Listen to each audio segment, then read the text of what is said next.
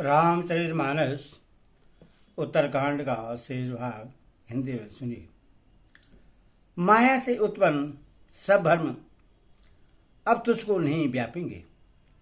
मुझे अनादि अजनबा अवगुण प्रकृति गुणों से रहित और गुणाति दिव्य गुणों की खान बर्मा जानना। हे काक सुन, मुझे भक्त निरंतर प्रिय हैं। ऐसा विचार कर शरीर वचन और मन से मेरे चरणों में अटल प्रेम करना। अब मेरी शक्ति सुगम वेदादि के द्वारा वर्णित परम निर्मल वाणी सुन। मैं तुझको यह निज सिद्धांत सुनाता हूं। सुनकर मन में धारण कर और सब तज कर मेरा भजन कर। यह सारा संसार मेरी माया से उत्पन्न है। इसमें अनेकों प्रकार के चराचर जीव हैं। वे सभी मुझे प्रिय हैं, क्योंकि सभी मेरे उत्पन्न किए हुए हैं। किंतु मनुष्य मुझको सबसे अधिक अच्छे लगते हैं।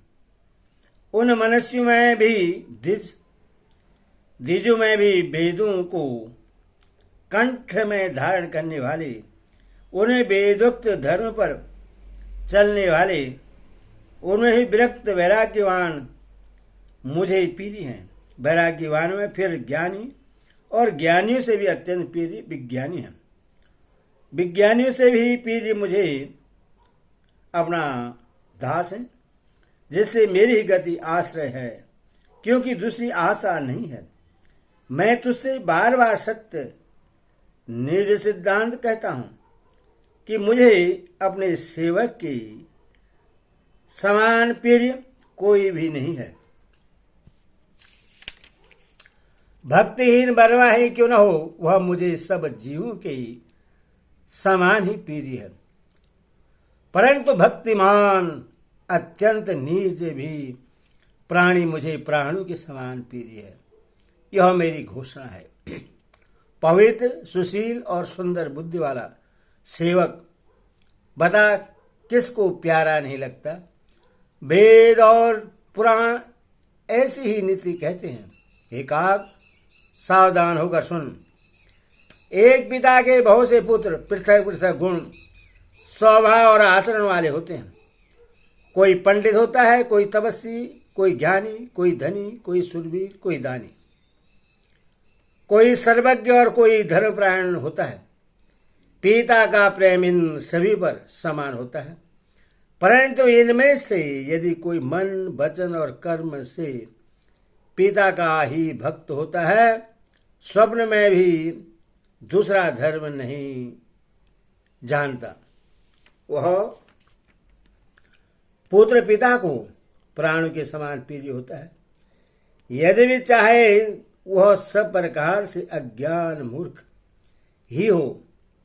ईश्वर का तिर्यक, पशु पक्षी, देव, मनुष्य और असुर समेत जितने भी चेतन और जड़ जीव हैं, उनसे भरा हुआ यह संपूर्ण विश्व मेरा ही पैदा किया हुआ है। अतः सब पर मेरी बराबर दया है।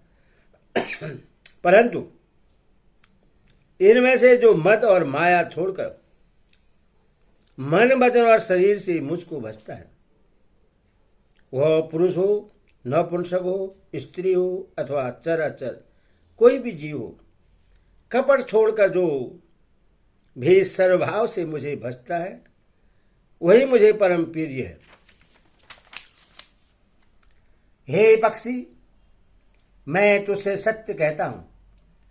पवित्र, अन्य एवं निष्काम सेवक मुझे प्राणों के समान प्यारा है। ऐसा विचार कर सब आशा भरोसा छोड़कर मुझको भज। तुझे काल कभी नहीं व्यापेगा। निरंतर मेरा स्मरण और भजन करते रहना। प्रभु के वचनामृत सुनकर मैं त्रिवृत नहीं होता था। मेरा शरीर पुलकित था और मन में मैं अत्यंत ही हर्षित हो रहा था। वह सुख मन और कान ही जानते हैं। जीव से उस का बखान नहीं किया जा सकता। प्रभु की शोभा का वह सुख नेत्र ही जानते हैं, पर वे कह कैसे सकते हैं? उनकी वाणी तो है ही नहीं। मुझे बहुत प्रकार से भली भांति समझाकर और सुख देकर प्रभु फिर वही बालकों के खेल करने लगे। नेत्र में जल भरकर और मुख को कुछ रूखा सा बनाकर उन्होंने माता की ओर देखा और मुखाकृत तथा चितवन से माता को समझा दिया कि बहुत भूख लगी है। यह देखकर माता तुरंत उठ दौड़ी और कोमल वचन कहकर उन्होंने श्री राम जी को छाती से लगा लिया। वे गोद में लेकर उन्हें दूध पिलाने लगी और श्री रघुनाथ जी उन्हीं की लली लीलाएं गाने लगी।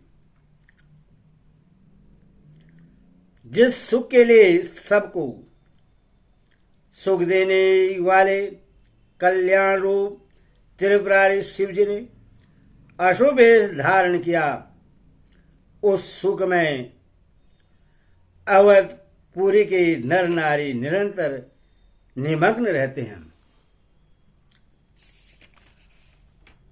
उस सुख का लवलेश मात्र जिन्होंने एक बार स्वप्न में भी प्राप्त कर लिया, हे पक्षीराज, वे सुंदर बुद्धि वाले सज्जन पुरुष उसके सामने बर्मा सुख को भी कुछ नहीं गिनते। मैं और कुछ समय तक अवधपुरी में रहा और मैंने श्री राम जी की रसीली बाल लीलाएं देखी। श्री राम जी की कृपा से मैंने भक्ति का वरदान पाया। तदंतर प्रभु के चरण की वंदना करके मैं अपने आश्रम पर लौट आया। ईश्वर का जब से श्री रघुनाथ जी ने मुझको अपनाया, तब से मुझे माया कभी नहीं व्यापी।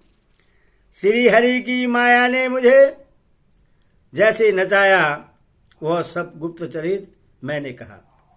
हे पक्षीराज गरुड़, अब मैं आपसे अपना निजी अनुभव कहता हूं। वह यह है कि भगवान के भजन बिना कलेश दूर नहीं होते।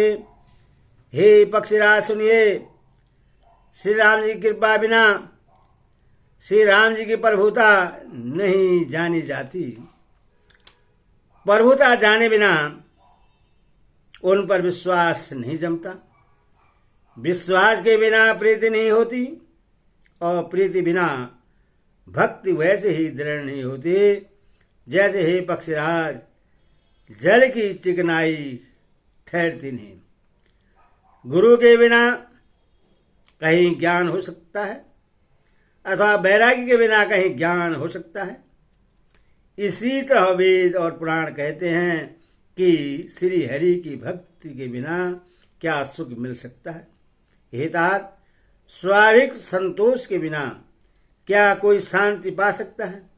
चाहे करोड़ों उपाय करके पच पच मरिए, फिर भी क्या कभी जल के बिना नाव चल सकती है? संतोष के बिना कामना का नाश नहीं होता और कामनाओं के रहते स्वप्न में भी सुख नहीं हो सकता। और श्री राम के भजन बिना कामनाएं कहीं टिक कहीं मिट सकती है। बिना धरती के भी कहीं पेड़ उग सकता है। विज्ञान तत्व ज्ञान के बिना क्या संभाव आ सकता है? आकाश के बिना क्या कोई अवकाश पोल पा सकता है? श्रद्धा के बिना धर्म का आचरण नहीं होता। क्या पृथ्वी तत्व के बिना कोई गंध पा सकता है?